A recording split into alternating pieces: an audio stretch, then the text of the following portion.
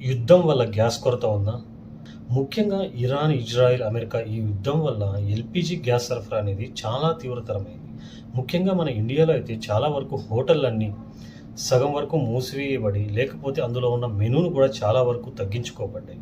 దీనివల్ల అందరూ కూడా హోటళ్ళ పైన పడి తినడం తగ్గించి ఇంటి ఫుడ్ పైన చాలా శ్రద్ధ పెడుతున్నారు.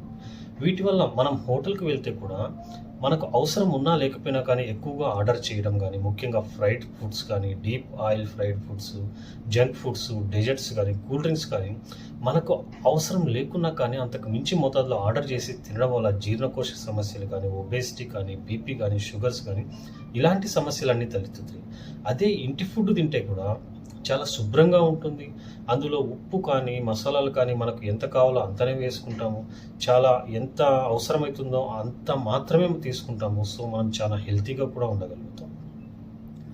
ముఖ్యంగా మన సాంప్రదాయ వంటకాలైన పప్పు, చారు, రసం, చట్నీ ఇలాంటివే మనకు చాలా హెల్త్ బెనిఫిట్స్ కలిగిస్తాయి. అంతేగాని ఫ్రైడ్ ఫుడ్స్ కానీ, జంక్ ఫుడ్స్ కానీ, డెజర్ట్స్ కానీ ఇవన్నీ ఎంత తగ్గించుకుంటే అంత మంచిది.